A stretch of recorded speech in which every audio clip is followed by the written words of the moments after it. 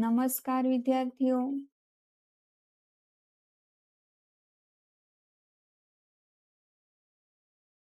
કેમ છો ભવિષ્યના ફ્યુચર હેલ્થ વર્કર્સ?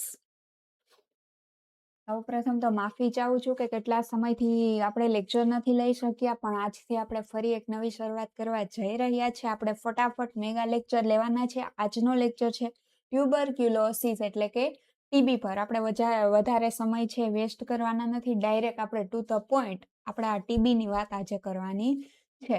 અને જે નવા જોડાયેલા મિત્રો છે એને કહી દઉં કે યુટ્યુબ ચેનલમાં આપણે લેક્ચર લઈએ છીએ, સાથે સાથે આપણી ટેલિગ્રામ ચેનલ પર આજે જીએસએસએસ બી છે, જીએસએસએસ બીનો જે MPHW નું આખું મટીરિયલ છે ફ્રીમાં આપણી ટેલિગ્રામ ચેનલ પર મુકાવાનું છે, મુકાઈ રહ્યું છે. આ ટીબી ને બધું ઘણા ટોપિકો મુકાઈ ગયા છે અને આવનારા 1 થી 2 દિવસની અંદર સંપૂર્ણ સિલેબસની PDF ફ્રીમાં એમાં મુકાઈ જશે. આવી રીતના ફોર્મેટ વાઇઝ કોઈ પણ ભૂલ રહિત ફ્રીમાં આપવાનું છે, એટલે જરૂરથી ટેલિગ્રામ ચેનલ અમારી જોઈન કરજો. તમને લિંક છે ચેનલ ઉપર મળી જશે અને જો કોઈ કારણોસર લિંક ન મળે તો કોમેન્ટ કરીને જણાવજો. બરાબર છે. તો આજે આપણે વાત કરવાના છે ટીબી એટલે કે ક્ષય રોગ. ટીબી જેને ઇંગ્લિશમાં કહેવાય છે ટ્યુબરક્યુલોસિસ. શું કહેવાય છે? ટ્યુબરક્યુલોસિસ. જેનું નામ સાંભળીને અડધા લોકો છે ખાંસવા માંડે છે. મોટા ભાગના લોકો છે ક્ષયનો રોગ સાંભળીને જ છે ને ખાંસવા માંડે અને ખાંસી આવવા માંડે છે. બરાબર છે. એમાં સૌથી પહેલા કીધું છે કે ક્ષય રોગ છે જેને સામાન્ય ભાષામાં ટીબી તરીકે ઓળખવામાં આવે છે. ટીબી એટલે આનું શોર્ટ ફોર્મ છે ટ્યુબરક્યુલોસિસનું. બરાબર છે. ધ્યાનથી મારી વાત, મારા શબ્દો, એક એક શબ્દો સાંભળજો, કારણ કે આપણે મેગા લેક્ચર લઈએ છીએ. 14 પેજની આખી PDF છે. આપણે ટૂંકા સમયમાં, જેથી તમારો પણ સમય બચે, તમને સરખી રીતના સમજાઈ જાય અને આપણે વધુમાં વધુ સિલેબસ કવર કરી શકીએ લેક્ચરમાં. એટલા માટે આપણે થોડીક સ્પીડમાં બધું ચલાવવાનું છે. પણ હું ધ્યાન રાખીશ કે તમને કોઈ વસ્તુ ન સમજાય એવું બને નહીં. બરાબર છે. હવે સૌથી પહેલા હું વાત કરી દઉં કે આ કોઈ સામાન્ય બીમારી નથી. ટીબી છે જે ક્ષય રોગ છે, ટ્યુબરક્યુલોસિસ છે, કોઈ સામાન્ય બીમારી નથી. આ એક અતિ ચેપી અને જીવલેણ રોગ છે. ખૂબ જ ચેપી છે અને જીવલેણ છે, જેમાં જીવ પણ જઈ શકે છે. તો ભાઈ સાહેબ, હવે વાત આવી કે આની પાછળ કોનો હાથ છે? એટલી મોટી ગંભીર બીમારી છે, અતિ ચેપી છે, જીવલેણ છે, તો આની પાછળ કયો એવો ભાઈ છે જેનો હાથ છે? તો એનું નામ છે માઇકોબેક્ટેરિયમ ટ્યુબરક્યુલોસિસ. જેના નામ પરથી જ આ બીમારીનું નામ છે ટીબી એટલે કે ટ્યુબરક્યુલોસિસ પડ્યું છે. ટીબી છે, ક્ષય રોગ છે, એની પાછળ કોણ છે, કોણ એનું કરતા ધરતા છે? તો નામ યાદ રાખજો, માઇકોબેક્ટેરિયમ ટ્યુબરક્યુલોસિસ. આ એક પ્રકારના બેક્ટેરિયા છે. શું છે? બેક્ટેરિયા છે. બેક્ટેરિયા તો ખબર ને, જે માઇક્રો બેક્ટેરિયા હોય, જે માઇક્રો ઓર્ગેનિઝમ્સ હોય, એમાં બેક્ટેરિયા, વાયરસ, ફંગસ હોય છે. પછી એવી રીતના છે આ બેક્ટેરિયાનો પ્રકાર છે માઇકોબેક્ટેરિયમ ટ્યુબરક્યુલોસિસ. ના બેક્ટેરિયા કેવા પ્રકારના છે, એનો આકાર કેવો છે? બેક્ટેરિયામાં પણ જેમ માણસમાં જાડું, પતલું, ઊંચા, નીચું એવી રીતના હોય છે, એમ બેક્ટેરિયામાં પણ પ્રકારો હોય છે. તો જે આ ટ્યુબરક્યુલોસિસના જે માઇકોબેક્ટેરિયમ છે એ બેસિલાઈ આકારના હોય છે. હવે બેસિલાઈ એટલે કે આવી રીતના દંડાકાર આકારના, આને કહેવાય બેસિલાઈ બેક્ટેરિયા. બેક્ટેરિયા બીજા એક હોય છે, આવા ગોળ હોય છે, એને કોકસ કહેવાય. શું કહેવાય? કોકસ. આ કોકસ આકાર કહેવાય ને આને કહેવાય બેસિલાઈ. બરાબર છે. તો આ માઇકોબેક્ટેરિયમ ટ્યુબરક્યુલોસિસ છે, એનો આકાર બેસિલાઈ હોય છે. ખાસ ને ખાસ એક્ઝામ માટે યાદ રાખજો, કોઈ ભૂલે નહીં. બરાબર છે. હવે આપણે આગળ વધીએ. આકારની વાત થઈ ગઈ. હવે પછી છે કે આ બેક્ટેરિયા છે આપણા ફેફસા સાથે છે ખૂબ જ ગાઢ પ્રેમ ધરાવે છે. આ બેક્ટેરિયા છે એને માણસોના ફેફસા સાથે અત્યંત ગાઢ પ્રેમ છે, એવું તમે સમજી લો. કારણ કે આ રોગ મુખ્યત્વે ફેફસાને અસર કરે છે. ટ્યુબરક્યુલોસિસ ક્ષય છે, આ રોગ સૌથી વધારે ને વધારે અને મુખ્યત્વે ફેફસાને અસર કરે છે. ટૂંકમાં આપણા શ્વસન તંત્રને અસર કરે છે. બરાબર છે. સૌથી વધુ ને અસર ફેફસામાં જ થાય છે. બરાબર છે. હવે પરીક્ષામાં 1 માર્કનો બેઠો પ્રશ્ન પૂછાઈ શકે. શું? તો કે ટીબી છે અથવા તો ક્ષય રોગ છે એ શરીરના કયા ભાગમાં થતો નથી? તો ખાસ યાદ રાખજો, શરીરના વાળ અને નખ આ 2 અંગો સિવાય કોઈ પણ ભાગ પર ટીબી થઈ શકે છે. ક્યાં નથી થતો? તો ઈ મોસ્ટ આઈએમપી છે, એક વાળ છે ને નખ છે. આ 2 વસ્તુ છે જ્યાં ટીબી થઈ શકતો નથી અથવા તો થતો નથી. બરાબર છે. બેક્ટેરિયાને કોઈ હેરસ્ટાઈલનો કે નેલ આર્ટનો કોઈ પણ શોખ છે નહીં. એટલા માટે વાળ અને નખમાં એની અસર બતાવતો નથી. વાળ અને નખમાં કોઈને ટીબી થતો નથી. બરાબર છે. પછી આપ્યું છે કે ટીબી એ વૈશ્વિક સ્તરે જાહેર આરોગ્ય માટે એક ગંભીર પડકાર છે. પુખ્ત વ્યક્તિઓમાં અન્ય ચેપી રોગોની સરખામણીમાં ટીબીના કારણે મૃત્યુનું પ્રમાણ વધારે જોવા મળે છે. બીજા રોગો કરતા ટીબીથી વધારે મૃત્યુ જોવા મળે છે લોકોના. બરાબર છે. હવે એના આંકડા આપેલા છે ભારતમાં ટીબીના આંકડા, એ આપણે જોઈ લઈએ. ગભરાવાની જરૂર નથી, આંકડા તમારે ગોખી લેવાના છે. તમને એમસીક્યુમાં બેઠા પૂછાઈ શકે છે. પેલા તો છે ને એક વાત સમજી લો કે ભારત છે આખા દેશમાં છે વર્લ્ડ ચેમ્પિયન છે ટીબીની બાબતમાં. શું?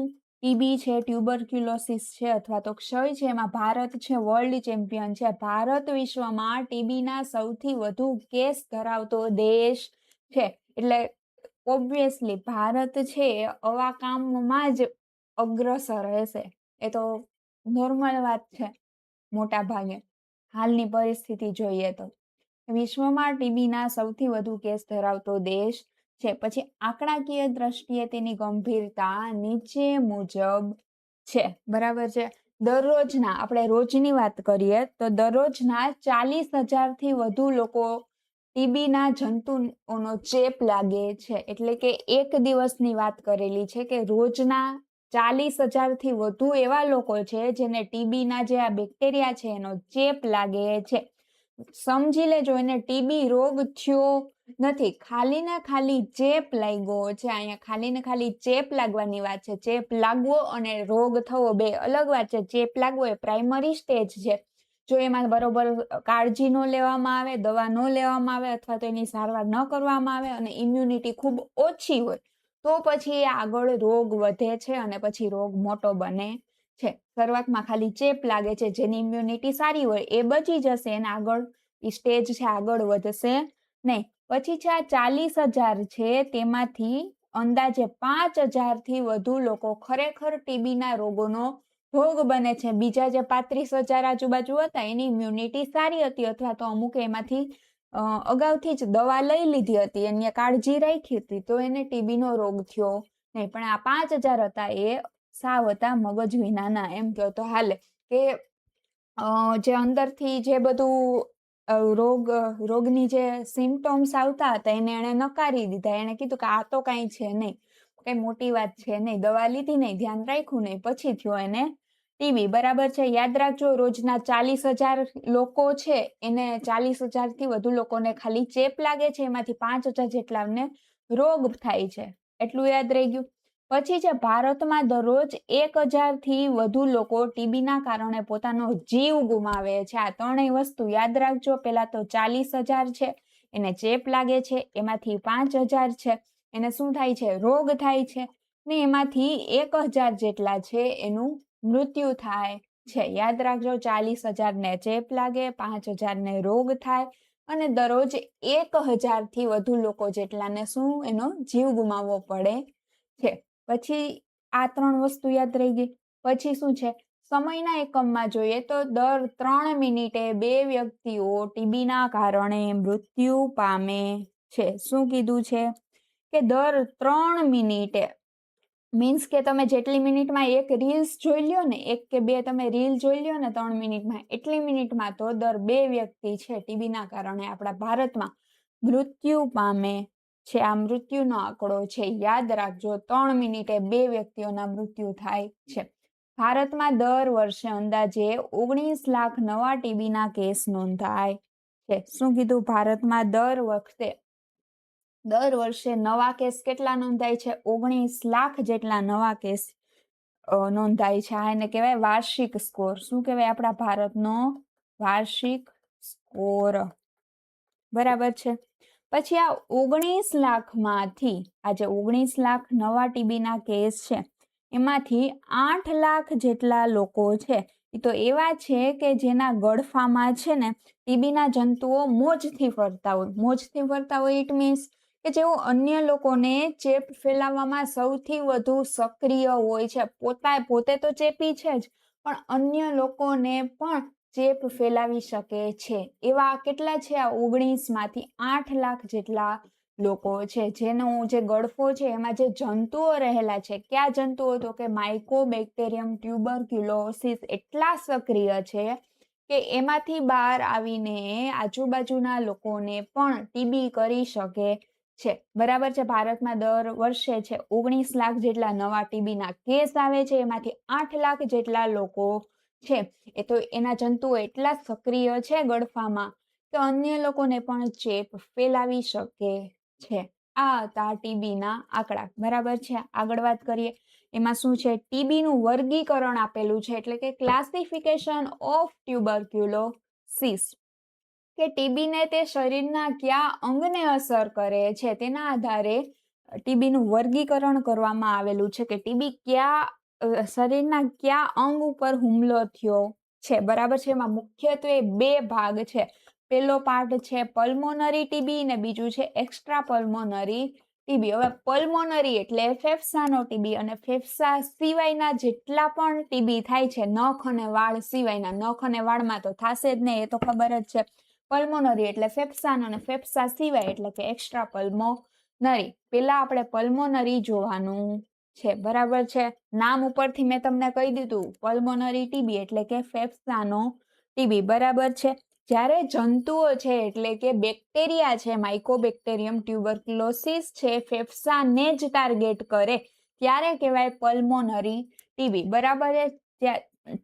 જ્યારે ટીબીના જંતુઓ છે મુખ્યત્વે ફેફસાને જ સંક્રમિત કરે છે, એટલે કે ઇન્ફેક્શન લગાડે છે, ત્યારે તેને પલ્મોનરી ટીબી કહેવાય છે. પણ તેના પણ પાછા 2 પેટા પ્રકાર છે. બરાબર છે. સ્પુટમ પોઝિટિવ અને સ્પુટમ નેગેટિવ. હવે સ્પુટમ શું છે એ તમને કહી દઉં. ઘણીવાર તમને ખૂબ જ ખાંસી અથવા તો ખૂબ જ શરદી થઈ હોય ત્યારે આપણે ગળામાં છે આપણે કહીએ છીએ કે કફ જામી ગયો છે. ઘણીવાર સૂતા હોય એવી પરિસ્થિતિમાં તો કફ છે ન તો નાક દ્વારા બહાર આવે, ન તો મોઢા દ્વારા બહાર આવે, ન તો નીચે અંદર પેટમાં જાય. ન્યા ને ન્યા ગળામાં ફસાયેલો રે, બોલવામાં તકલીફ કરે અને આપણને અવ્યવસ્થિત લાગે.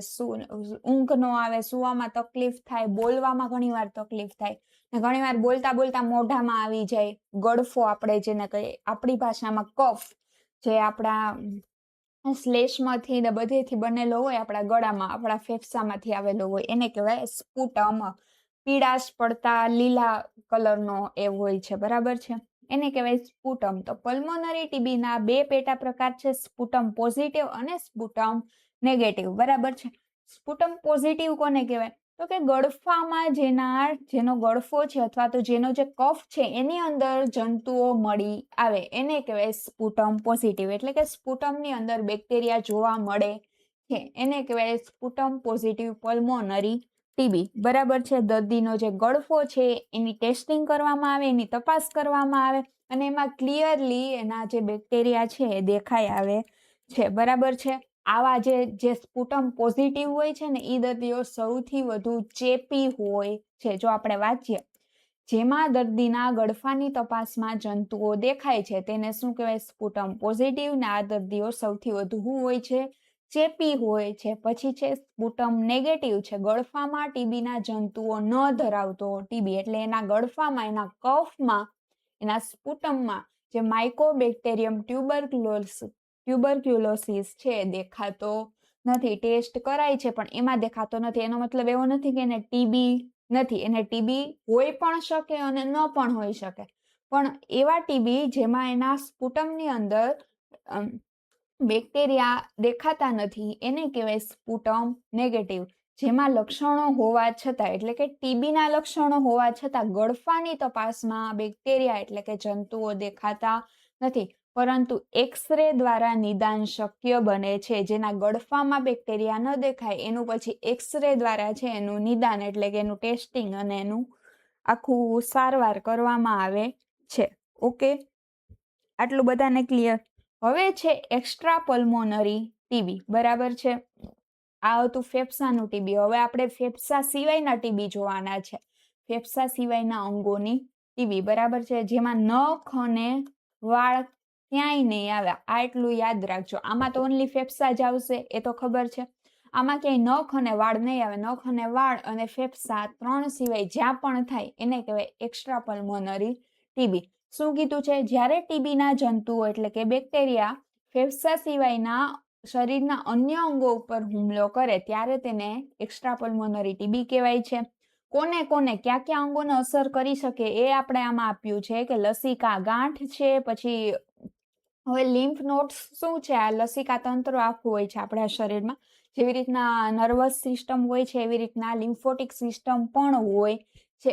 એ હું તમને જ્યારે આપણા શરીરની ઓલી એનાટોમી ને ફિઝિયોલોજી ને કરશું ત્યારે હું તમને થોડુંક ડિટેલમાં કહીશ. અત્યારે આપણે ખાલી એટલું યાદ રાખો કે લસિકા ગાંઠમાં પણ ટીબી જોવા મળે છે. પછી છે સાંધા અને હાડકા. હાડકાના જે સાંધા હોય છે ત્યાં જોવા મળે. મૂત્રજનન માર્ગ છે ત્યાં જોવા મળે છે. ચેતાતંત્ર આપણા નર્વસ સિસ્ટમમાં જોવા મળે છે, જેને આપણે કહેવાય મગજનો ટીબી. ઘણીવાર નામ સાંભળ્યું હશે, મગજમાં ટીબી ચડી ગયો અને મગજમાં ટીબી થઈ ગયો. એનો મતલબ એના ચેતાતંત્રમાં એટલે નર્વસ સિસ્ટમ ઉપર ડાયરેક્ટ અટેક કરેલો છે. પછી છે આંતરડામાં આપણા જે ડાયજેસ્ટિવ સિસ્ટમ છે એના ઇન્ટેસ્ટાઇનમાં પણ છે આ અસર કરી શકે છે. પછી અહીંયા ખાસ એક આઈએમપી નોટ આપેલી છે, એને ખાસ યાદ રાખજો. જે મેં ઉપર કીધું એમ જ કે ટીબી શરીરના કોઈ પણ અંગમાં થઈ શકે છે, માત્ર વાળ અને નખમાં તેનો ચેપ લાગતો નથી. ટૂંકમાં માત્ર વાળ અને નખમાં એ ટીબી થઈ શકતું નથી, કારણ કે એને હેરસ્ટાઇલનો અને શું કહેવાય નેલ આર્ટનો શોખ નથી. કોને? માઇકોબેક્ટેરિયમ ટ્યુબરક્યુલોસિસને હેરસ્ટાઇલ અને નેલ આર્ટનો જરાય શોખ નથી. ઓકે, હવે છે એપિડેમિયોલોજીકલ પરિબળો. શું છે? તો કે ટીબી છે એના એજન્ટ શું છે, એના ફેક્ટર્સ શું છે એ આપણે હવે જોવાનું છે. ઓકે, હવે સામાજિક અને વૈજ્ઞાનિક એવા અનેક કારણો હોઈ શકે છે ટીબી ફેલાવા પાછળ. અહીંયા લખ્યું છે વૈજ્ઞાનિક અને સામાજિક કારણો જવાબદાર છે. એમાં સૌથી પહેલા આપણે જોઈએ રોગકારક એજન્ટ એટલે કે એજન્ટ ફેક્ટર્સ. બરાબર છે, રોગકારક એજન્ટ કયું છે તેનું નામ તો આપણે ઉપર જોઈ જ લીધું છે, માઇકોબેક્ટેરિયમ ટ્યુબરક્યુલોસિસ. કોણ એવા ભાઈ સાહેબ છે જેની દેન છે ટીબી? તો કે માઇકોબેક્ટેરિયમ ટ્યુબરક્યુલોસિસ. આ નામ તો ભૂલાવવું જોઈએ જ નહીં. બરાબર છે, ટીબી માટે જવાબદાર આ મુખ્ય જીવાણુ એટલે કે બેક્ટેરિયા છે. તેની શોધ કોણે કરી હતી? મોસ્ટ આઈએમપી પ્રશ્ન. માઇકોબેક્ટેરિયમ ટ્યુબરક્યુલોસિસની શોધ કોણે કરી હતી? અહીં ટીબીની શોધની વાત થતી નથી. ટીબી કોના લીધે થાય છે? માઇકોબેક્ટેરિયમ ટ્યુબરક્યુલોસિસ. અને એની શોધ કોણે કરી હતી? આ બેક્ટેરિયાની શોધ તો રોબર્ટ કોક નામના વૈજ્ઞાનિકે 1882માં આની શોધ કરી હતી. માઇકો નામ જ સાંભળો તમે, માઇકો અને કો ઉપરથી કોચ. યાદ રાખજો, માઇકો કો ઉપરથી કોક. બરાબર છે, માઇકોબેક્ટેરિયમ ટ્યુબરક્યુલોસિસ. અહીંયા એક વસ્તુ યાદ રાખજો, આ રોબર્ટ કોક છે ને એનું રિયલમાં ઉચ્ચારણ એના નામનું છે ને રોબર્ટ કોક થાય છે, કોક. બરાબર છે, પણ એનું જે ઇંગ્લિશ નામ છે એનો સ્પેલિંગ છે CKOCH. અને કોક પણ વાંચાય અને કોચ પણ વાંચી શકે. હવે એક્ઝામિનર કયું ઉચ્ચારણ કરે એ આપણને ખબર નથી, એટલે તમને અહીંયા જણાવી દઉં કે જો કદાચ MCQ પૂછાય અને MCQ માં ક્યાંય તમને કોક ન દેખાય પણ કોકની જગ્યાએ તમને આવી રીતના કોચ લખેલું હોય, રોબોટ કોચ, તો તમારે ફરજિયાત ટીક કરીને આવવાનું રહેશે. ઇંગ્લિશમાં હોય તો કઈ પ્રોબ્લેમ જ નથી. ગુજરાતીમાં હોય તો કોક નો હોય તો કોચ ટીક કરવાનું છે, અને બંને હોય તો કોક જ ટીક કરવાનું રહેશે. બરાબર છે, આ વાત યાદ રહી ગઈ.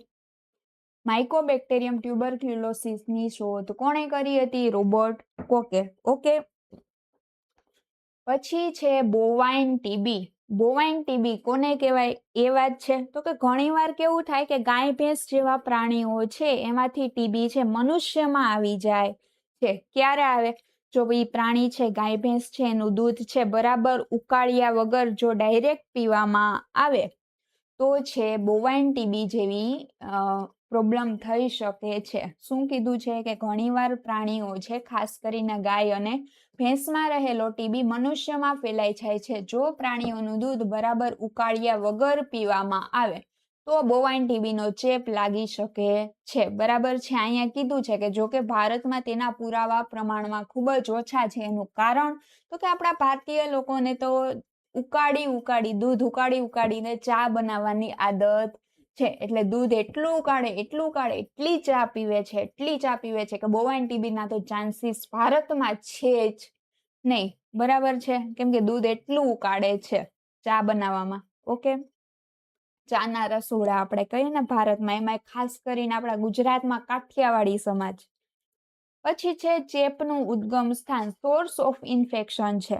એમાં શું કીધું છે કે રોગનું છે મેઇન પ્રોડક્શન હાઉસ ક્યાં આવેલું છે એની વાત કરવામાં આવેલી છે. એવા દર્દીઓ કે જેમના ગળફામાં જંતુઓ છે, આપણે ઉપર જ વાત કરી જી, જે સ્પુટમ પોઝિટિવ લોકો હતો એ સૌથી વધારે ચેપી હતા. શું હતા? સૌથી વધારે ચેપી હતા. કેવા? સ્પુટમ પોઝિટિવ હતા એવા લોકો, મુખ્યત્વે એવા દર્દીઓ જેના ગળફામાં બેક્ટેરિયા રહેલા છે, જેમણે હજુ સારવાર શરૂ કરી નથી અથવા તો અધૂરી છોડી દીધી છે. બરાબર છે. 3 પ્રકારના લોકો આવે જે સૌથી વધારે ચેપી છે. પેલા તો છે સ્પુટમ પોઝિટિવ લોકો. સ્પુટમ પોઝિટિવ શું છે હું અહીંયા નહીં સમજાવું, એ મેં ઉપર સમજાવી દીધું છે. જેમણે હજુ સારવાર શરૂ કરી નથી, જેમને ટીબી છે પણ હજી એને કઈ ગણકાર્યું નથી. બરાબર છે. દવા ચાલુ કરી નથી, અને જેણે દવા ચાલુ કરી દીધી છે પણ થોડુંક જેને દવાથી સારું થઈ ગયું ને એટલે એને દવા મૂકી દીધી, હાલો હવે મને કઈ જરૂર છે નહીં, દવા અધૂરી છોડી દીધી.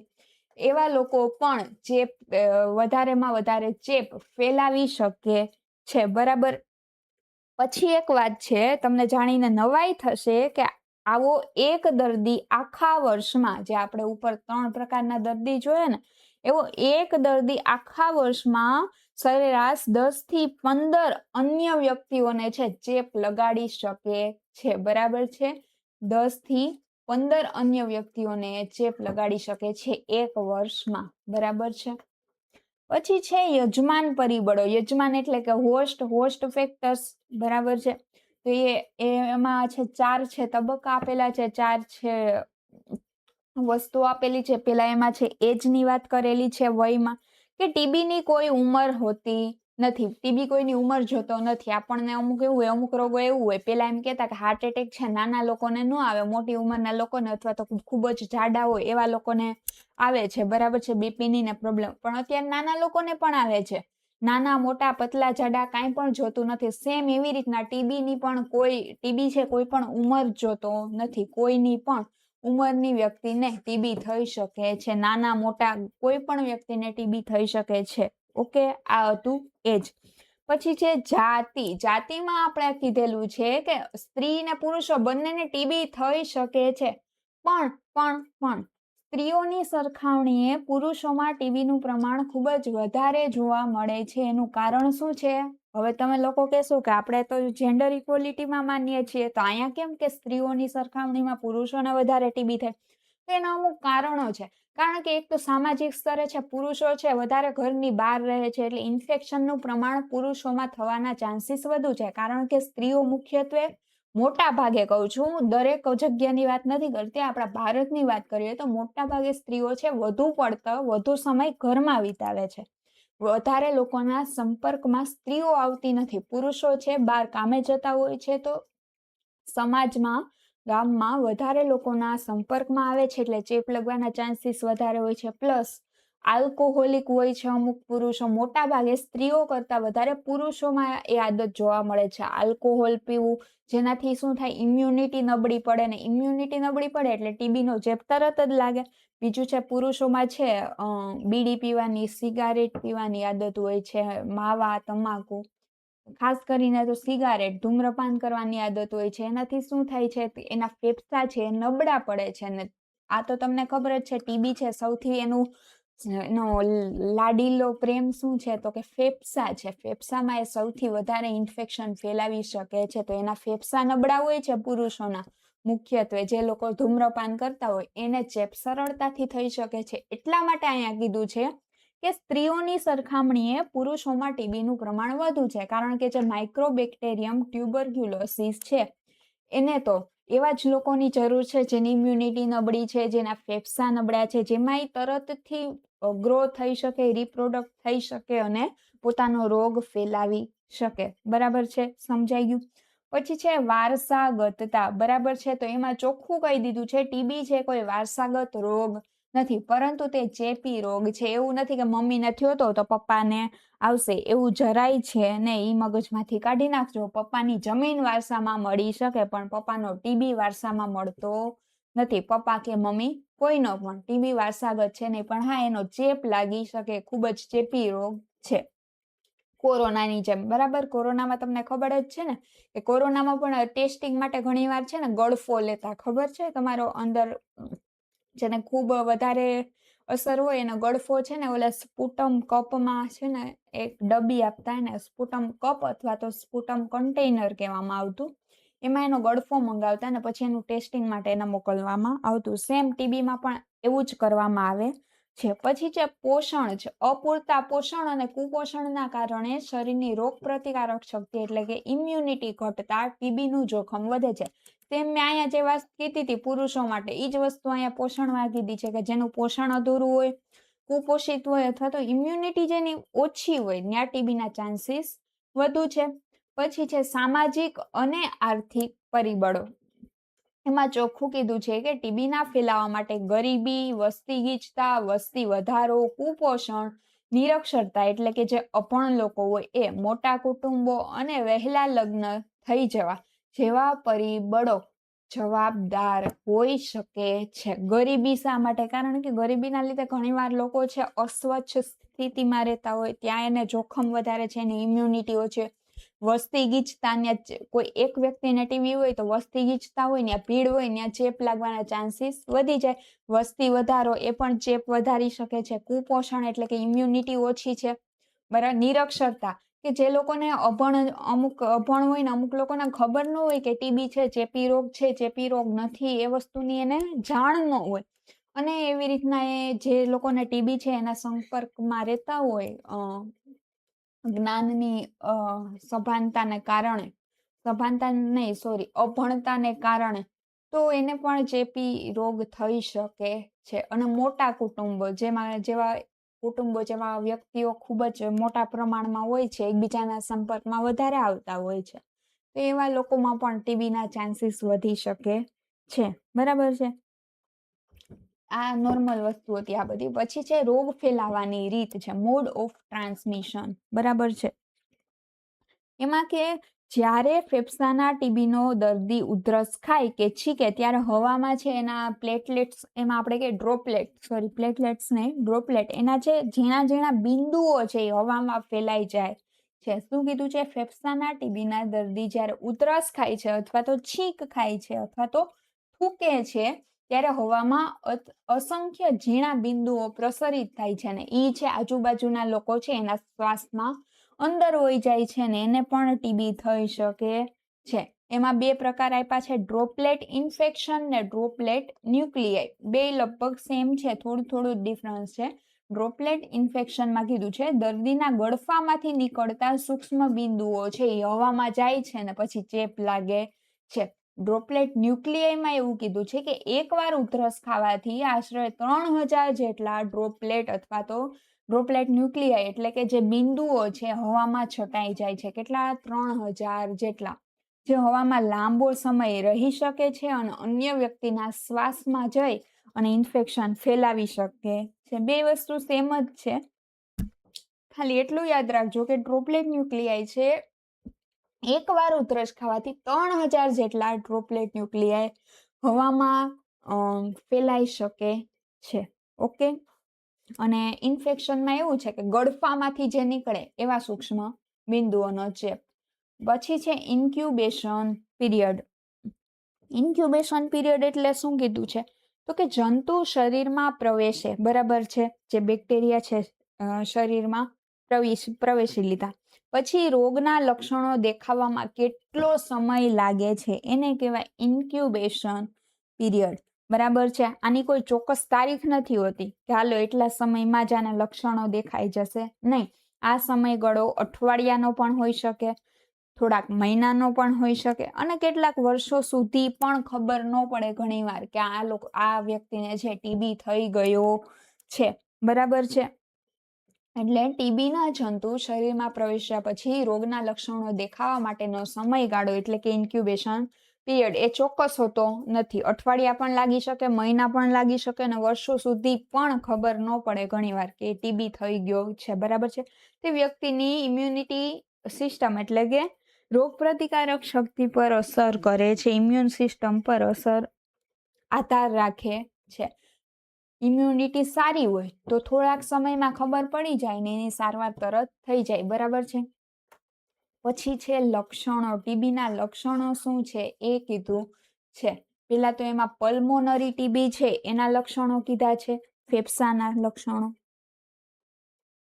તો પલ્મોનરી ટીબીમાં છે પેલા તો કીધું છે 2 અઠવાડિયા કે તેથી વધુ સમયની ગળફા સાથેની કે ગળફા વગરની ઉધરસ એટલે કે કફવાળી કે કફ વિનાની ઉધરસ છે 2 અઠવાડિયા કે તેથી વધુની, બરાબર છે. આ સૌથી મોટી નિશાની છે પલ્મોનરી ફેફસાની. મોસ્ટ આઈએમપી, પહેલામાં પહેલી સૌથી આઈએમપી છે એનું લક્ષણ છે કે 2 કે તેથી વધુ અઠવાડિયા સુધી ઉધરસ આવવી, કેવી? કાં તો કફવાળી અથવા તો કફ વિનાની. કફને કહેવાય ગળફો, બરાબર છે. પછી છે ગળફામાં લોહી આવવું જેને કહેવાય છે હિમોપ્ટિસિસ, બરાબર છે. હિમોપ્ટિસિસ, બરાબર છે. એને શું કહેવાય? હિમોપ્ટિસિસ. ગળફામાં લોહી આવવું. તમારો જે કફ છે, તમે ઉધરસ ખાવ છો, ઉધરસ દ્વારા છે તમારો કફ બહાર નીકળે છે ને એમાં કફની સાથે સાથે શરીરની અંદરથી લોહી પણ આવે છે, બરાબર છે.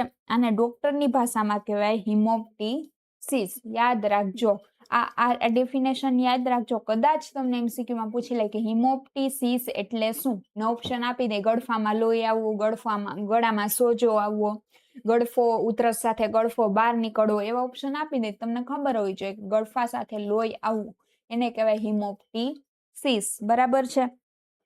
પછી ત્રીજું લક્ષણ છે શરીરમાં ઝીણો ઝીણો તાવ રહેવો, બરાબર છે. આ તાવ ટાઈમ ટેબલ ફિક્સ હોતું નથી. આ તાવ છે ગમે ત્યારે આવી શકે છે, બરાબર છે. ખાસ કરીને સાંજના સમયે છે આ તાવ વધારે વધતો જાય છે. શરીરમાં ઝીણો ઝીણો તાવ આવવો ખાસ કરીને સાંજના સમયે, બરાબર છે. પછી વજનમાં સતત ઘટાડો થવો, પછી છાતીમાં છે દુખાવો થવો, પછી છે એનોરેક્સિયા. શું છે? એનોરેક્સિયા. આપણે અહીંયા જે હિમોપ્ટિસિસ જોયું તો એવી જ રીતના આ એક ટર્મ છે, યાદ રાખજો, એનોરેક્સિયા એટલે કે ભૂખ ઓછી લાગવી, બરાબર છે. આ પલ્મોનરી ટીબીના શું છે? સિમ્પટોમ્સ છે. એનોરેક્સિયા એટલે કે ભૂખ ઓછી લાગવી, બરાબર છે. જમવાનું સામે હોય તોય ભૂખ લાગતી નથી, ખાવાનું મન થતું નથી, એને કહેવાય એનોરેક્સિયા. પછી રાત્રિના સમયે શું થાય? પરસેવો વળવો અને શ્વાસ લેવામાં તકલીફ થવી, બરાબર છે. આ બધા પલ્મોનરી ફેફસાના છે ટીબીના લક્ષણો હતા. પછી છે એક્સ્ટ્રા પલ્મોનરી એટલે કે ફેફસા સિવાયને વાળ અને નખ સિવાયના છે ટીબી છે એના લક્ષણો છે. આના વાળને નખમાં તો થતું જ નથી, એની વાત જ નથી કરવાની. પછી આ એક્સ્ટ્રા પલ્મોનરી ટીબીના લક્ષણો એમાં પહેલામાં પહેલું છે લસિકા ગ્રંથિનો ટીબી. શું છે? લસિકા ગ્રંથિનો ટીબી. ગરદનની જે લસિકા ગ્રંથિઓ હોય એટલે કે એક લિમ્ફ નોડ કહેવાય, એને ગાંઠો હોય છે. આપણી લસિકા હોય ને એની શરીરમાં ગાંઠો હોય છે. તો જે લસિકા ગ્રંથિઓ હોય છે એ સોજી જાય છે. ગળામાં જે લસિકા ગ્રંથિઓ આવેલી હોય છે એ સોજી જાય છે અને અંદરની બગાડ કે પાણી છે નીકળવા માંડે છે. શરીરના અંદરની છે જે પાણી અને જેટલો પણ બગાડ હોય છે એ શરીરની બહાર નીકળે છે અને ગરદનની લસિકા ગ્રંથિઓ શું થાય છે? સોજી જાય છે. એને કહેવાય લસિકા ગ્રંથિનો ટીબી. પછી છે મગજનો ટીબી. એ મેં તમને કીધું છે મગજનો ટીબી એટલે કે જે આપણો નર્વસ સિસ્ટમનો ટીબી આપણે ઉપર વાત કરી હતી, જેમાં છે સતત માથું છે આમ ફાટી જાય. આપણે ઘણી વાર કહીએ માથાનો દુખાવો એટલો થાય છે, સખત માથું દુખે છે, પછી તાવ આવે છે, સુસ્તી ચડે છે, માનસિક મૂંઝવણ અને ગરદન ચકડાઈ જાય છે. અને મગજનો ટીબી કહેવાય. કરોડરજ્જુનો ટીબી છે એમાં પીઠનો દુખાવો, તાવ, કરોડરજ્જુ પર સોજો. સાંધાનો ટીબી છે એમાં સાંધાના દુખાવા, તાવ, સોજો. તાવ લગભગ બધામાં સેમ છે, તમે નોટ કરતા જાજો. ટીબીમાં તાવ છે બધામાં લગભગ છે જ. આંતરડાનો ટીબી એમાં પેટમાં દુખાવો અને તાવ આવવો. તાવ છે પરમનન્ટ છે, બરાબર છે. ટીબીમાં મોસ્ટલી કેસમાં તાવ આવે જ છે, એ યાદ રાખજો. પછી એના નિદાનની વાત કરેલી છે. ડાયગ્નોસિસ એટલે કે નિદાન. ટીબીના સચોટ નિદાન માટે દર્દીની સંપૂર્ણ હિસ્ટ્રી લેવી અનિવાર્ય છે, બરાબર છે. વિલનને પકડવો કઈ રીતના? નિદાન એટલે કે ડાયગ્નોસિસ એટલે કે સારવાર કરવી. જે વિલન છે મેઇન રોગનો એને પકડવાનો છે. તો ટીબીના સચોટ નિદાન માટે સૌથી પહેલા દર્દીની હિસ્ટ્રી લેવી ફરજિયાત છે. એને પેલા શું થયું હતું, કાંઈ પેલા મોટી બીમારી ગંભીર હતી કે નહીં, શું તે બધી હિસ્ટ્રી લેવાની છે. એના મુખ્ય 3 છે ભાગ છે, બરાબર છે. પેલું છે સ્પુટમ એક્ઝામિનેશન એટલે કે એનો ગળફો છે એનું ટેસ્ટિંગ કરવાનું છે, ગળફાની તપાસ કરવાની છે. એમાં શું છે કે આ સૌથી મહત્વની તપાસ છે. શંકાસ્પદ વ્યક્તિના 2 ગળફાના નમૂનાની લેબોરેટરી તપાસ કરાવવી જોઈએ છે. શંકાસ્પદ વ્યક્તિ હોય કે આને ટીબી હોઈ શકે છે એવા વ્યક્તિઓના 2 ગળફા લેવાના છે. હવે એ 2 ગળફા ક્યાં લેવાના છે એ હું તમને આગળ કહીશ. કે એક તો છે એક્ઝેક્ટ સારવાર કરવા આવ્યો હોય ત્યારનો હોય ને, બીજો છે વહેલી મોર્નિંગ વહેલી સવારનો ગળફો હોય છે, બરાબર છે. એવી રીતના 2 ગળફાના નમૂના હોય છે, એની લેબોરેટરીની તપાસ કરવાની હોય છે, એ આગળ આવશે. પછી છે ચેસ્ટ એક્સરે, MMR એટલે કે છાતીનો એક્સરે, બરાબર છે. અહીંયા MMR છે એનું ફૂલ ફોર્મ ખૂબ મહત્વનું છે, ખાસ યાદ રાખજો. અહીંયા તમને જે MMR કીધું છે એનું ફૂલ ફોર્મ છે માસ મિનિએચર રેડિયોગ્રાફી, બરાબર છે. તો ચેસ્ટ અને MMR છાતીનો એક્સરે છે, એમાં શું થાય છે? અહીંયા જો તમને ફૂલ ફોર્મ આપેલું જ છે, માસ મિનિએચર રેડિયોગ્રાફી દ્વારા ફેફસાના રહેલા જે ડાઘા અથવા તો સંક્રમણ એટલે કે ઇન્ફેક્શન છે એની તપાસ કરવામાં આવે છે, બરાબર છે, એક્સરે દ્વારા. પછી છે મોન્ટોક્સ ટેસ્ટ અથવા તો ટ્યુબરક્યુલિન ટેસ્ટ, બરાબર છે. આ આખી ટેસ્ટ તમારે આગળ શીખવાની છે. આ મોન્ટોક્સ ટેસ્ટ છે આખી આગળ આવશે, બરાબર છે. આ 3 છે ને વસ્તુ આગળ ડિટેલમાં આવશે. પેલા આપણે અહીંયા શોર્ટમાં જોઈ લે. મોન્ટોક્સ ટેસ્ટ એટલે ચામડીમાં ટ્યુબરક્યુલિન નામનો પ્રવાહી છે એ ઇન્જેક્ટ કરવામાં આવે છે અને એના દ્વારા છે શરીરમાં ટીબી છે કે નહીં એની તપાસ કરવામાં આવે છે. ઇન્જેક્શન દ્વારા છે આ ટ્યુબરક્યુલિન છે શરીરમાં હાથ દ્વારા ઇન્જેક્શન મારવામાં આવે, દાખલ કરવામાં આવે અને પછી જોવામાં આવે ત્યાં જેટલો સોજો છે એના ઉપરથી નક્કી કરવામાં આવશે કે ટીબી છે કે નહીં, બરાબર છે. પછી અહીંયા એક આઈએમપી પોઈન્ટ આપેલો છે કે જો કોઈ વ્યક્તિને 2 અઠવાડિયાથી વધુ ઉધરસ હોય તો તેણે વિલંબ કર્યા વગર નજીકના સરકારી આરોગ્ય કેન્દ્ર પર ગળફાની તપાસ કરાવવી ફરજિયાત છે. એટલે કફની તપાસ કરવી ફરજિયાત છે, બરાબર છે. આ ગોલ્ડન રૂલ છે, યાદ રાખજો, બરાબર છે.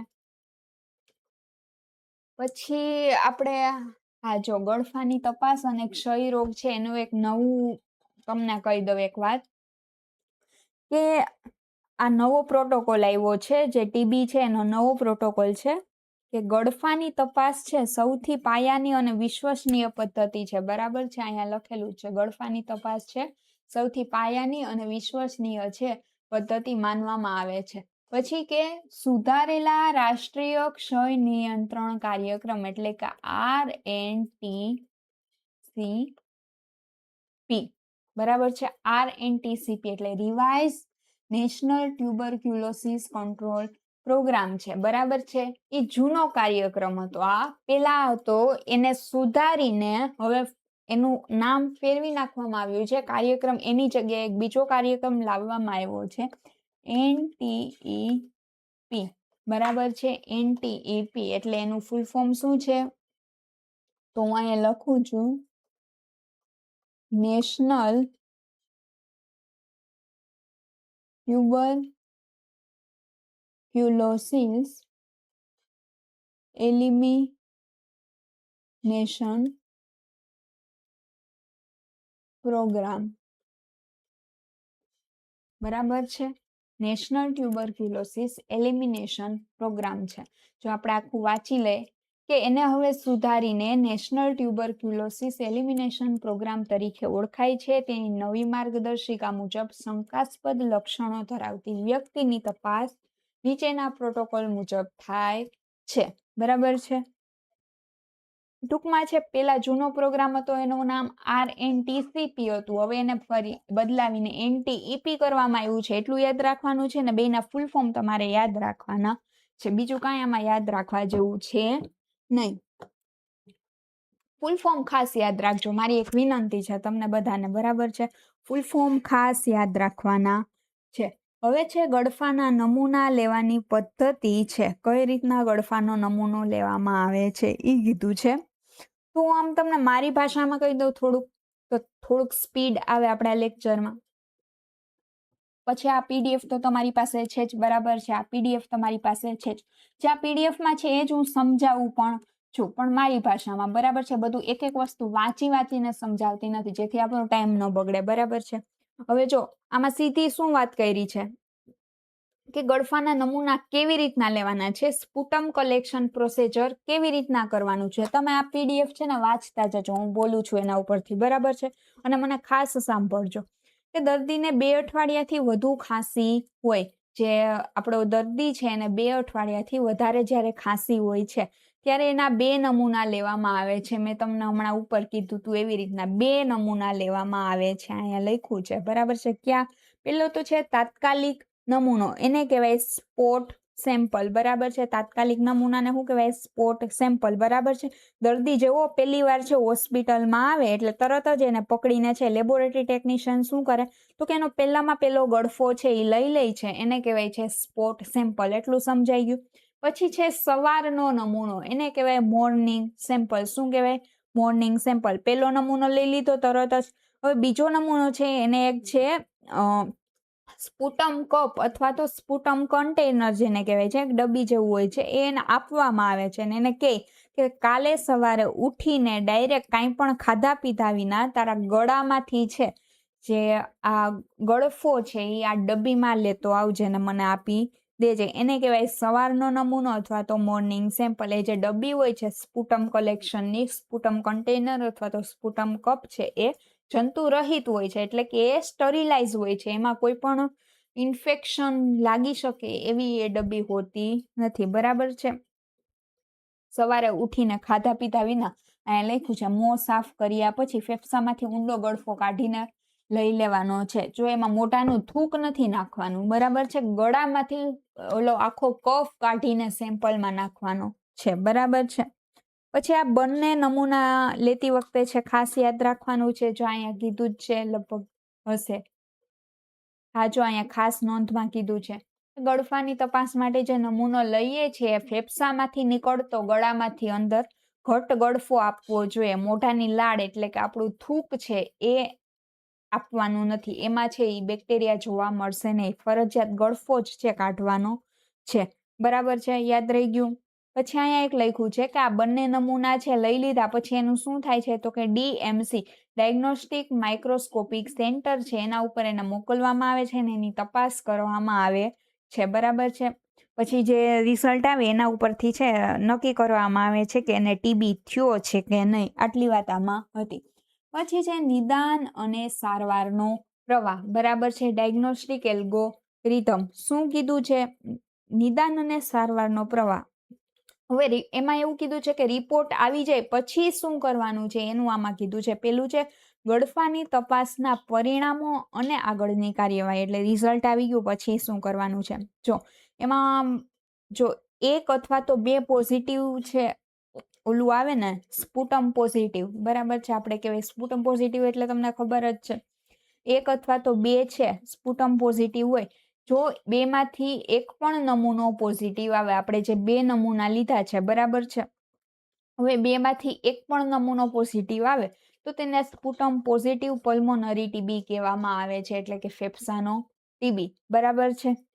અને તાત્કાલિક તેને એન્ટી ટીબી દવા એટલે કે AKT એન્ટીકોક્સ ટ્રીટમેન્ટ છે શરૂ કરવામાં આવે છે. એટલે અહીંયા રિઝલ્ટ આવી ગયું કે આને છે પલ્મોનરી ટીબી છે, એ પણ સ્પુટમ પોઝિટિવ, બરાબર છે. હવે બંને નેગેટિવ, આ એકમાંથી બે અથવા તો બંને પોઝિટિવ આવી ગયા હતા એના માટે હતું. હવે બંને નેગેટિવ આવ્યા, બે ગળફા લીધા હતા સવારનો ને એક તાત્કાલિકનો, બંને છે નેગેટિવ આવ્યો, એનો મતલબ સ્પુટમ નેગેટિવ છે, બરાબર છે. તો દર્દીને 10 થી 14 દિવસ માટે છે સેપ્ટ્રાન, સેપ્ટ્રાન એક એન્ટીબાયોટિક દવાનું નામ છે, એ દવા આપવામાં આવે છે 10 થી 14 દિવસ માટે, બરાબર છે. પછી શું ધ્યાન રાખવાનું કીધું છે કે આ દરમિયાન સિપ્રોફ્લોક્સાનિન જેવી દવા આપવી જોઈએ નહીં, કારણ કે આ દવાનું કામ શું છે તો કે એ છે જે આ માઇકોબેક્ટેરિયમ ટ્યુબરક્યુલોસિસ છે એને દબાવી દે છે, એનો મતલબ એ બેક્ટેરિયાને છે ગ્રો થવા દેતા નથી. હવે જો સ્પુટમ નેગેટિવ છે, ઓલરેડી આપણને ખબર જ છે કે આમાં બેક્ટેરિયા જોવા મળ્યા નથી, આપણને ખબર નથી કે એમાં બેક્ટેરિયા છે કે નહીં, એને ટીબી છે કે નહીં, અને તમે એને આવી દવા આપી દો સિપ્રોફ્લોક્સાસિન જેવી, તો એ બેક્ટેરિયા થોડા ઘણા હશે એ દબાઈ જશે, તો તમને ખબર જ પડશે નહીં કે એમાં બેક્ટેરિયા હાજર છે કે નહીં. એટલે ભૂલથી પણ આવી દવા છે આ સ્પુટમ નેગેટિવ હોય એ લોકોને આપવાની નથી, બાકી તમને ખબર નહીં પડે, નિદાનમાં મુશ્કેલી પડશે, રિઝલ્ટ આવી શકશે નહીં. ઓકે, પછી છે એન્ટીબાયોટિક કોર્સ પછીની સ્થિતિ. શું કીધું છે તો કે 14 દિવસ તમે એને 10 થી 14 દિવસ આ દવા આપેલી છે સેપ્ટ્રાન, બરાબર છે. 14 દિવસ પછી એન્ટીબાયોટિક ખાઈ લીધી છતાં એને ખાંસી ચાલુ જ રહી છે, બરાબર છે. તો શું કરવાનું કે ફરીથી એના ગળફાની છે ટેસ્ટ કરવાની છે. આ વાંચતા જજો, આમાં જે છે એ જ હું સમજાવું છું, એમાંથી જ સમજાવું છું પણ થોડીક મારી ભાષામાં, બરાબર છે. તો કે એન્ટીબાયોટિક લઈ લીધી 14 દિવસ સુધી, તો એની ખાંસી છે ચાલુ જ રહી છે, તો પાછું શું કરવાની એના ગળફાની પાછી રિપીટ ટેસ્ટ કરવાની છે, બરાબર છે. ફરીથી છે ટેસ્ટિંગ કરવાનું છે. પછી જો ફરીથી પાછો એનો રિપોર્ટ નેગેટિવ આવે તો હવે એના છાતીનો એક્સરે કરવાનો છે, અને એક્સરેમાં છે ક્ષયના ચિહ્નો, આપણે ઉપર વાત કરી હતી ડાઘા અને ઓલા શું કહેવાય ડોટ્સ અથવા તો ડાઘા છે એના છાતીના એક્સરેમાં જો જોવામાં આવે તો આપણે એને કહી દેશું કે તો એને સ્પુટમ નેગેટિવ પલ્મોનરી ડિસીઝ છે, કે એની છાતીમાં છે સ્પોટ્સ છે જોવા મળે છે, બરાબર છે. એના સ્પુટમમાં તો કાંઈ આવ્યું નથી એટલે સ્પુટમ નેગેટિવ, અને એના છાતીમાં ફેફસામાં છે ડોટ્સ જોવા મળ્યા એટલે એને કહેવાય પલ્મોનરી ટીબી, બરાબર છે. પછી આપણે નક્કી કરી લીધું કે એને સ્પુટમ નેગેટિવ પલ્મોનરી ટીબી છે, તો એ પ્રમાણેની દવા છે એને શરૂ કરાવવામાં આવે છે. પછી છે કે જો એક્સરેમાં પણ કશું ન જણાય, આ તો જો ચિહ્ન દેખાય ઓલા ડાગા છાતીમાં તોની વાત હતી.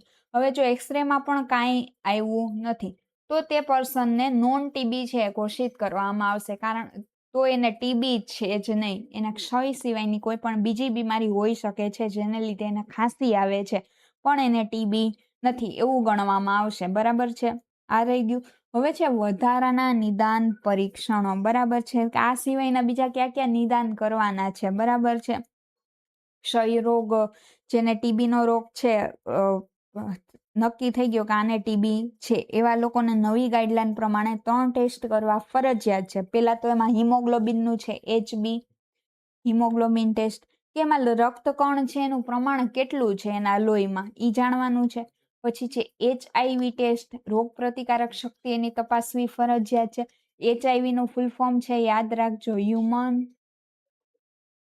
ઇમ્યુનો ડેફિશિયન્સી વાયરસ, બરાબર છે. HIV નું ફૂલ ફોર્મ છે જેના કારણે શું થાય છે, એડ્સ થાય છે. એડ્સ નું ફૂલ ફોર્મ છે એક્વાયર્ડ ઇમ્યુન ડિફિશિયન્સી સિસ્ટમ, બરાબર છે. એ પણ આગળ આવશે લાસ્ટમાં. પછી છે ડાયાબિટીસ, ડાયાબિટીસની ટેસ્ટ કરાવવી જરૂરી છે. બ્લડ શુગરની, એની બ્લડમાં છે શુગર કેટલા પ્રમાણમાં હાજર છે, કારણ કે જે પણ દર્દીઓને ડાયાબિટીસ હોય છે ને એના માટે સારવાર ખૂબ જ અઘરી થઈ જાય છે, કારણ કે તેને કંઈક તો એના બ્લડમાં શુગરનું પ્રમાણ વધારે હોય છે, એને કંઈક કટ લાગે કાંઈ પણ થાય તો એને તરત રૂહ જ આવતી નથી, એટલા માટે એને ડાયાબિટીસની ટેસ્ટ કરાવવી પણ ફરજિયાત છે. ઓકે, પછી છે ટ્યુબરક્યુલિન ટેસ્ટ, બરાબર છે. હવે આવ્યું છે ટ્યુબરક્યુલિન ટેસ્ટ અથવા તો મોન્ટુક્સ ટેસ્ટ.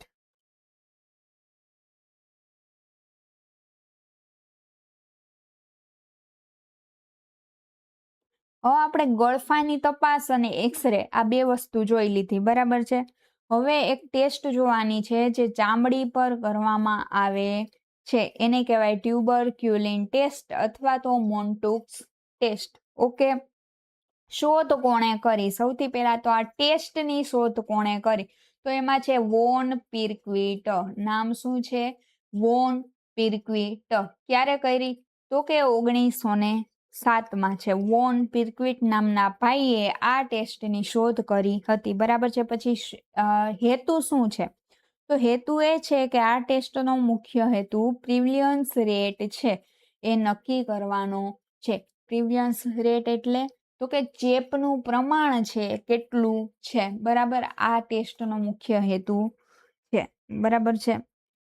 મતલબ કે કેટલા લોકોના શરીરમાં બેક્ટેરિયા આંટા મારે છે તે પકડવાનું કામ, કેટલા ટાઈમમાં છે આ ચેપ છે ફેલાઈ શકે છે, એને કહેવાય પ્રિવલિયન્સ રેટ. પછી છે ટ્યુબરક્યુલિન ટેસ્ટના પ્રકારો છે. આ ત્રણેય પ્રકાર છે તમારે ગોખી લેવાના છે. પહેલા છે મોન્ટુક્સ ઇન્ટ્રાડર્મલ ટેસ્ટ, પછી છે હીફ ટેસ્ટ ને પછી છે ટીન મલ્ટિપલ પંચર ટેસ્ટ, બરાબર છે. આ ત્રણેયના નામ ગોખી લેજો. કદાચ પૂછી શકે કે ટ્યુબરક્યુલિન નીચેનામાંથી કયા ટ્યુબરક્યુલિન ટેસ્ટના પ્રકારો નથી, ને એકાદું ખોટું આપી દે તો તમને ખબર હોવી જોઈએ સાચો જવાબ, બરાબર છે. પછી મોન્ટુક્સ ઇન્ટ્રાડર્મલ ટેસ્ટની વિગતવાર આખી પ્રક્રિયા છે, એમાં શું શું કરવામાં આવે છે. ઓકે, તો પેલા તો એમાં ક્યુ દ્રવ્ય વપરાય છે એની વાત કીધી છે કે ક્યુ દ્રવ્ય વપરાય છે. તો કે આ ટેસ્ટમાં પીપીડી આરટી 23 વિથ ટ્વિન 80 નો ઉપયોગ થાય છે. આ એક દ્રવ્ય છે, આનો આ ટેસ્ટમાં ઉપયોગ થાય છે. બહુ ઊંડાણમાં જવાનું નથી, ખાલી નામ યાદ રાખજો, 2 વાર વાંચી લેજો, યાદ રહી જાય MCQ માં દેખાય તો. આ દ્રવ્યનો આ ટેસ્ટમાં ઉપયોગ થાય છે. પીપીડી એટલે કે એનું ફૂલ ફોર્મ આપેલું છે પ્યુરિફાઈડ પ્રોટીન ડેરિવેટિવ. શું છે? Purified protein derivative. આ પીપીડી નું છે ફૂલ ફોર્મ છે પીપીડીઆરટી 23 વિથ ટ્વિન 80, બરાબર છે. પછી કઈ પદ્ધતિ વાપરવામાં આવે છે? તો કે દર્દીના હાથના અગ્રભાગમાં, એટલે કે એનું આપણે કહીએ બાવડું છે એ, બરાબર છે.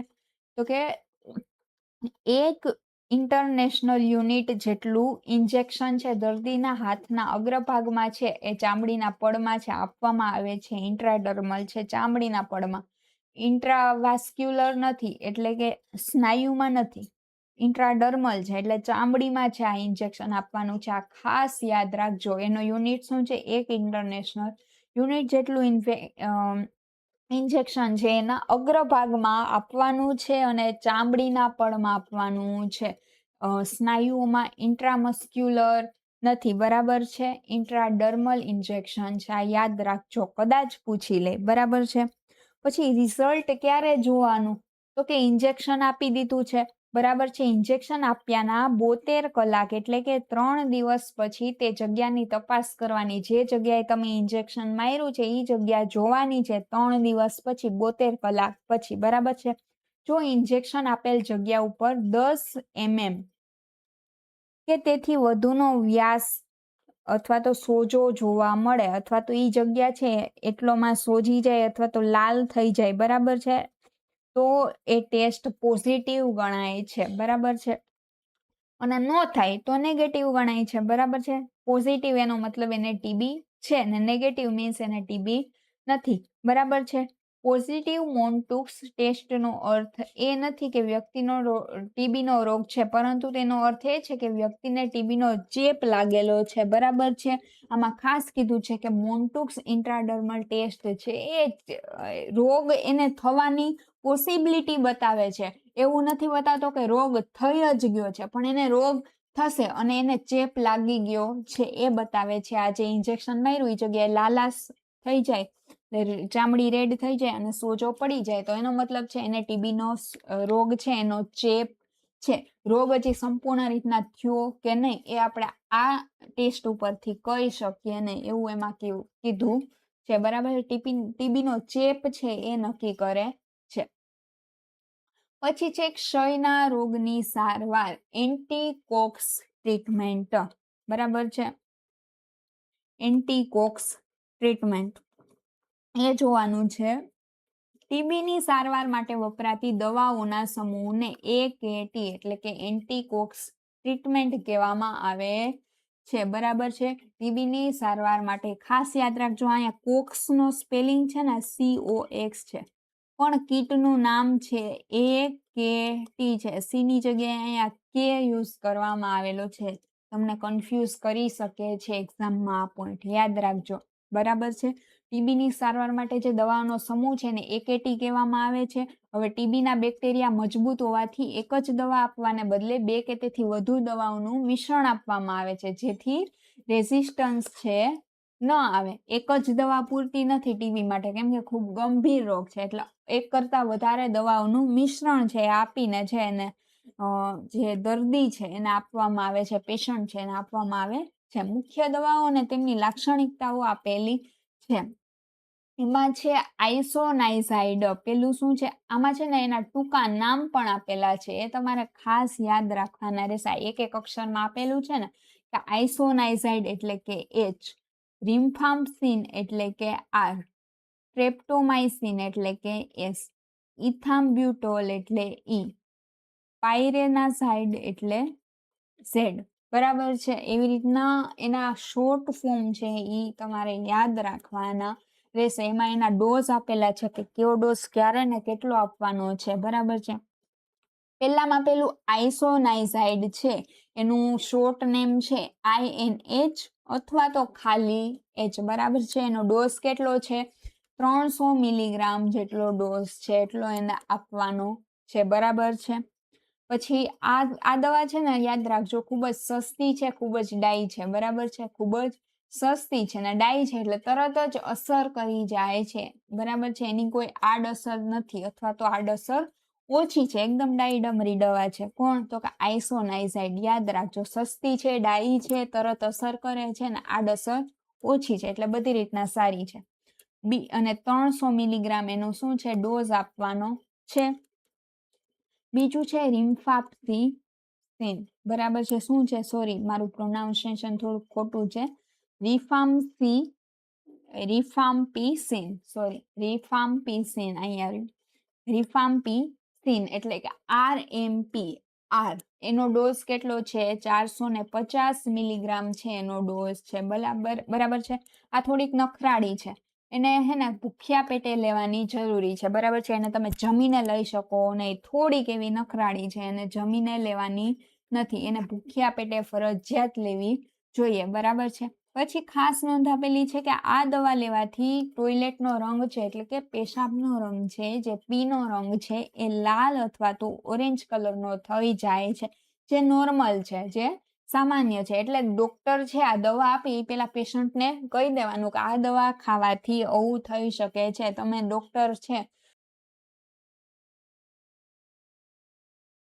તું નહીં, હવે બીજે દિવસે ઈ તો દોડતો દોડતો આવશે કે મારા પેશાબમાં તો લોહી નીકળે છે. કારણ તો કે દવાને લીધે એના પેશાબમાં લાલ કલરનો પેશાબ નીકળે છે, તો તમારે અગાઉથી એને કહી દેવાનું છે કે કાંઈ ગભરાવાની જરૂર નથી, એ વસ્તુ નોર્મલ છે, બરાબર છે. પછી છે સ્ટ્રેપ્ટોમાઇસિન. આ કોઈ દવા નથી, બરાબર છે, આ ઇન્જેક્શન છે. સ્ટ્રેપ્ટોમાઇસિન શું છે? એ ગોળી નથી, એ 1 ગ્રામના ઇન્જેક્શન સ્વરૂપે આપવામાં આવે છે. યાદ રાખજો, આ ગોળી નથી, આ છે ઇન્જેક્શનના સ્વરૂપમાં આપવામાં આવે છે. પછી છે ઇથામ્બ્યુટોલ, બરાબર. શું છે? ઇથામ્બુટોલ. એને ઈ ઉપરથી યાદ રાખજો, આનું શોર્ટ ફોર્મ શું છે? ઈ છે, બરાબર છે. એનો ડોઝ કેટલો છે? 400 મિલીગ્રામનો છે. અને પછી છે પાયરેઝિનામાઇડ, એનો છે પ ઉપરથી 5. અહીં આનું નામ શું છે? પ ઉપરથી. એનો ડોઝ શું છે? 500 મિલીગ્રામ, બરાબર છે. હવે દવાનું વર્ગીકરણ આપેલું છે, એમાં શું છે તો કે પહેલી દવા છે બેક્ટેરિસિડલ. શું છે? બેક્ટેરિસિડલ. એનું કામ શું છે તો કે બેક્ટેરિયાને ડાયરેક્ટ મારી જ નાખે છે, નામ ઉપરથી જેનું કામ છે બેક્ટેરિસિડલ, બેક્ટેરિયાને મારી નાખે છે, બરાબર છે. હવે એવી કઈ કઈ દવાઓ છે જે બેક્ટેરિસિડલ છે તો કે રિફામ્પિસિન, આઇસોનાઇઝાઇડ, સ્ટ્રેપ્ટોમાઇસિન, પાયરેઝિનામાઇડ, આ બધી છે બેક્ટેરિસિડલ દવાઓ છે જે બેક્ટેરિયાને મારી નાખે છે, ને બીજી દવાઓ એવી છે જેને કહેવાય બેક્ટેરિઓસ્ટેટિક, જે છે શરીરની ઇમ્યુનિટી સિસ્ટમ છે એ સ્ટ્રોંગ કરે છે, બરાબર છે. તે બેક્ટેરિયાના વિકાસને અટકાવે છે અને શરીરની રોગ પ્રતિકારક શક્તિ દ્વારા તેમનો નાશ કરવામાં મદદ કરે છે. એનું ઉદાહરણ છે ઇથામ્બુટોલ, બરાબર છે. આ બધી દવા આપી બેક્ટેરિયાને મારવા માટે, અને સાથે સાથે શરીરની ઇમ્યુનિટી પણ વધારવી જોશે ને, તો એના માટે ઇથામ્બુટોલ નામની દવા આપેલી છે, બરાબર છે. એટલે એક તીરે બે નિશાન, બરાબર છે. બેક્ટેરિયા મરી જશે ને આપણા શરીરની રોગ પ્રતિકારક શક્તિ પણ વધી જશે. એટલા માટે આખી આ એક કીટ, આખું કોમ્બો આપવામાં આવે છે દવાનો, બરાબર છે. પછી છે આ દવાઓની આડ અસરો શું છે એ જોવાનું છે. તો એમાં અહીંયા ટૂંકા નામે આપેલા છે, આ કોષ્ટક ગોખી લેજો. પેલું છે આઇસોનાઇઝાઇડ છે, જે આપણે કહેતા હતા ખૂબ જ ડાઈ દવા છે, તરત અસર કરી દે છે, સસ્તી છે, જેની આડઅસર ખૂબ ઓછી છે. તેમાં આડઅસરમાં શું છે, કદાચ થાય આડઅસર તો કાં તો ખંજવાળ આવી શકે છે અથવા તો કમળો થઈ શકે છે. પછી રિફામ્પિસિન છે, એમાં પણ કમળો થઈ શકે છે. પાયરેસિનામાઇડ છે, સાંધાનો દુખાવો ને કમળો. ઇથામ્બુટોલ છે, એમાં આંખે ઓછું દેખાવું. યાદ રાખજો, આ ઇથામ્બુટોલનું ટૂંકું નામ શું છે? ઈ ઉપરથી શું થાય છે? આઈસ. આઈસ એટલે આંખનું કઈક પ્રોબ્લેમ થતી હશે, આંખે ઓછું દેખાવું, બરાબર છે. આ યાદ રહી ગયું. બીજા બધામાં તો કમળો જ છે. આ ત્રણેયમાં જો કમળો કોમન છે, પેલા ત્રણમાં, બરાબર છે. કમળો, આમાં સાંધાનો દુખાવો એક્સ્ટ્રા છે ને આમાં ખંજવાળ છે. આમાં ઈ ઉપરથી આઈ એટલે આંખું ઓછું દેખાવું, ને પછી છેલ્લી છે સ્ટ્રેપ્ટોમાઇસિન. એમાં શું છે, કાન, આ પેલામાં આંખ આવ્યું તો બીજામાં શું આવશે? કાન આવશે, બરાબર છે. કાનમાં ઘંટડી વાગવી, ચક્કર આવવા, એવી પ્રોબ્લેમ થઈ શકે છે. આ પેલી 4 તકલીફ છે ને, ઇન્ફેક્શન અથવા તો આડઅસર, સાઈડ ઇફેક્ટ, એ ચારેયમાં છે ડોક્ટરની સલાહ લેવી, ડોક્ટર પાસે તરત મોકલવા જોઈએ જો આ પેલી 4માંથી કંઈ પણ થાય તો. પણ છેલ્લામાં છે ને શું કીધું કે ઇન્જેક્શન જે આપવાનું છે આ સ્ટ્રેપ્ટોમાઇસિનનું અથવા તો દવા, એ તરત બંધ કરી દેવાની ને પછી ડોક્ટર પાસે જવાનું. ઓકે. હવે છે સારવારના તબક્કા અને વ્યવસ્થા. શું છે? ટ્રીટમેન્ટ રેજીમ ને સારવારના તબક્કા છે. દર્દીના વજન ને તેની શ્રેણી મુજબ અલગ અલગ રંગના છે તેને બોક્સ આપવામાં આવે છે. દર્દીનો વજન કેટલો છે અને કઈ શ્રેણીની એને ટીબી છે, કયા તબક્કાની ટીબી છે, બરાબર છે. એના આધારથી ઉપરથી એને છે બે જાતના બોક્સ આવે, કે લાલ કલરનું બોક્સ આવે અને એક બ્લુ કલરનું બોક્સ આવે. બેમાં છે દવાની કીટ હોય છે, પણ જે પ્રકારની ટીબી હોય એ પ્રમાણે કીટ અલગ અલગ બંનેની હોય છે. ઓકે. તો દર્દીના આખું ચેકઅપ કરીને કેવા પ્રકારની ટીબી છે એના આધાર ઉપરથી આ બોક્સ આપવામાં આવે છે. અલગ અલગ રંગ, એટલે કે એક લાલ હોય છે, બે જ હોય છે, ને એક બ્લુ હોય છે. આ બેમાંથી કોઈ પણ એક બોક્સ આપવામાં આવે છે. એમાં પહેલો તબક્કો છે સારવારનો સઘન સારવારનો તબક્કો. શું છે? સઘન સારવારનો તબક્કો. એને કહેવાય ઇન્ટેન્સિવ ફેઝ, બરાબર છે. ઇન્ટેન્સિવ ફેઝ યાદ રાખજો. ઇન્ટેન્સિવ ફેઝ એટલે સઘન સારવારનો તબક્કો, બરાબર છે. આ તબક્કામાં દરરોજ દવા લેવાની હોય છે. દરેક બ્લિસ્ટર પેકમાં 1 દિવસની દવા હોય છે. અને આ તબક્કાનો મુખ્ય હેતુ શું છે? બેક્ટેરિયાની સંખ્યામાં ઝડપથી ઘટાડો કરવાનો છે. ઇન્ટેન્સિવ, ઝડપથી છે બેક્ટેરિયાને મારી નાખવાના છે. 1 જ દિવસની દવા, મુખ્યત્વે આમાં 1 દિવસની દવા આપવામાં આવે છે. પછી સતત સારવાર, એટલે કે લાંબો સમય. સતત એટલે નામ ઉપરથી ખબર પડી ગઈ, લાંબો સમય. સીપી એટલે કન્ટિન્યુએશન ફેઝ છે, બરાબર છે. એમાં 1 દિવસની જગ્યાએ શું થશે? તો કે 1 અઠવાડિયાની દવા આપવામાં આવે છે. ઓલામાં 1 દિવસમાં તરત ફટાફટ બેક્ટેરિયાને છે મારી નાખવામાં આવતા હતા. આમાં બેક્ટેરિયાને મારવાના છે, પણ કેવા? ધીમે ધીમે મારવાના છે. આ તબક્કામાં લાંબા ગાળા સુધી દવા ચાલે છે. 1 અઠવાડિયાનું છે આખું કોમ્બી પેક આપવામાં આવે છે. ને શરીરમાં બાકી રહેલા જે બેક્ટેરિયા હોય, થોડાક આમાં, મોટા ભાગના તો આમાં મરી ગયા છે, બરાબર છે. તોય ખૂણે ખાય છે, થોડાક બચેલા હોય, એનો ધીમે ધીમે આખા અઠવાડિયા દરમિયાન છે એનો નાશ કરવાનો છે. એને કહેવાય કન્ટિન્યુએશન ફેઝ, બરાબર છે. ત્રીજું છે પ્રોલોંગેશન પાઉચ, બરાબર છે. કે જો સઘન સારવારના તબક્કા પછી પણ ગળફા પોઝિટિવ રહે, બરાબર છે. એટલે કે સ્પુટમ છે પોઝિટિવ રહે. એમાં છે સ્પુટમની ટેસ્ટિંગ દરમિયાન જો માઇકોબેક્ટેરિયમ ટ્યુબરક્લોસિસ દેખાય તો આ તબક્કાને લંબાવવામાં આવે છે, જેને પ્રોલોંગેશન પાઉચ કહેવામાં આવે છે. જે આઈપી છે, જે સઘન સારવારનો તબક્કો છે, એ 1 દિવસ પછી દવા લીધા પછી પણ જો સ્પુટમ પોઝિટિવ આવે તો એ તબક્કોને લંબાવવામાં આવે છે, જેને કહેવાય પ્રોલોંગેશન પીરિયડ. આપણે જોબમાં ને કહેતા હોય નોકરીમાં પ્રોલોંગેશન પીરિયડ, એવી રીતના પ્રોલોંગેશન પાઉચ કહેવામાં આવે છે. તે 1 માસ માટે વધારાની દવાઓનું પાઉચ હોય છે, બરાબર છે. હવે સમયગાળાની ગણતરી આ મારે તમને સમજાવવાની જરૂર નથી. 2 મહિના એટલે 8 અઠવાડિયા, 8 અઠવાડિયા એટલે 2 મહિના, 12 અઠવાડિયા એટલે 3 મહિના, 16 અઠવાડિયા એટલે 4 મહિના, 20 અઠવાડિયા એટલે 5 મહિના. એવી રીતના ગણતરી છે આ ડોક્ટરો મુજબ કરવામાં આવે છે, બરાબર છે. એ તમે વાંચી લેજો, તમને પીડીએફ આપેલી જ છે. અને 52 અઠવાડિયા એટલે 1 વર્ષ. ઓકે. પછી અહીંયા એમપી વસ્તુ આપેલી છે કે ટીબીની સારવારમાં દવાનો જે પણ કોર્સ હોય અધૂરો છોડવો અત્યંત જોખમી છે, કારણ કે તેનાથી એમડીઆર એટલે કે મલ્ટી ડ્રગ રેઝિસ્ટન્ટ ટીબી થવાનું જોખમ રહે છે, બરાબર છે. ખાસ યાદ રાખજો, ટીબીની સારવારમાં દવાનો કોર્સ છે અધૂરો છોડવાનો નથી, બિલકુલ અધૂરો છોડવાનો નથી. એ કોર્સ આખો પૂરો કરવાનો છે. બાકી એ વ્યક્તિ ખૂબ જ ચેપી બની શકે છે. આગળ આપણે જોયું હતું ને કે દવા અધૂરી મૂકી દે તે વ્યક્તિ છે ખૂબ જ ચેપી બની શકે છે, બરાબર છે. હવે આપણે કેટેગરી વાઇઝ છે ટીબીની સારવાર કરવાની છે. કેટલું છે અહીંથી આપણે નેક્સ્ટ લેક્ચરમાં રાખશું. અહીં સુધી તમે આમાં રાખો, અહીંયા પછી આપણે નેક્સ્ટ લેક્ચરમાં રાખશું. ઓકે.